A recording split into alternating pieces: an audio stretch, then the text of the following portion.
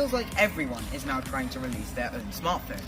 Land Rover and CAT showed off their smartphones, created in association with Bullet Group at last month's Mobile World Congress event.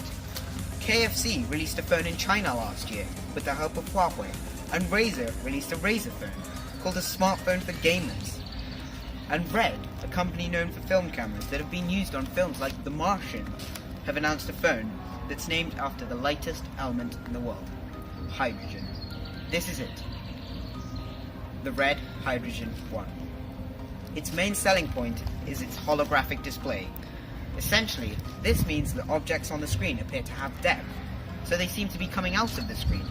This is similar to what you see and experience when you see 3D films at the cinema, but the screen will work without glasses, similar to the Nintendo 3DS's screen.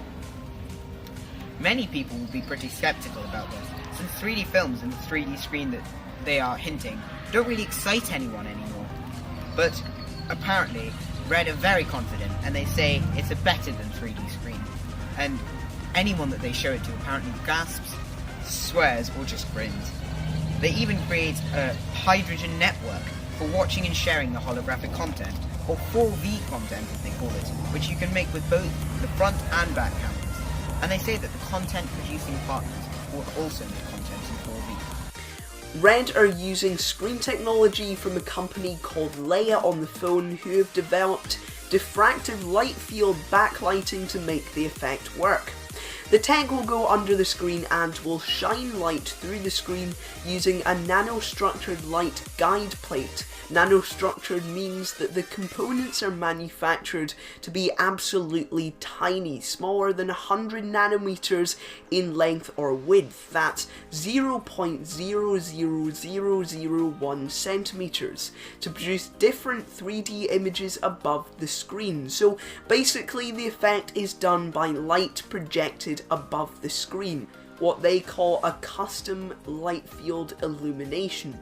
The DLB tech uses diffraction, which is where light spreads out when it goes through a gap. So in this case, diffraction helps the light used to create the 3D effect to spread out above the screen, helping to create the effect.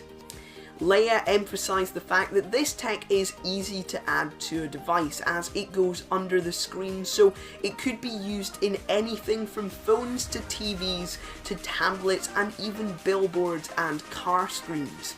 As you'd imagine though, this makes the phone very expensive. It starts at $1,295, about £928, but considering this is the only phone right now with this impressive tech, it's not a ridiculous price, especially compared to the £1,000 iPhone X. The rest of the phone is great as well. We get last year's Snapdragon 835 processor, which was used in the Google Pixel 2. Among others, it has a 5.7-inch screen, just a little bit smaller than the screen on the iPhone X. It has a headphone jack, which is something, if you haven't heard, is extremely rare on phones these days. You also have surround sound on the phone, so sound from the speakers will sound like it's all around you, and you can snap modules onto the back of the phone. Plus, there's a massive battery at 4,500 mAh, bigger than the battery on most of last year's biggest phones. Last year, Red sent a prototype of the phone to the popular YouTuber NKBHD, who showed us the unusual design of the phone. It looks like the Razer phone on the front with a big border around the screen, unlike many phones these days, which have a very thin border, and there's scalloped sides, which Red says will make it easier to hold. Red will be launching the phone this summer, so we will see then if it really is as good as Red says it is. Thank you for watching this video.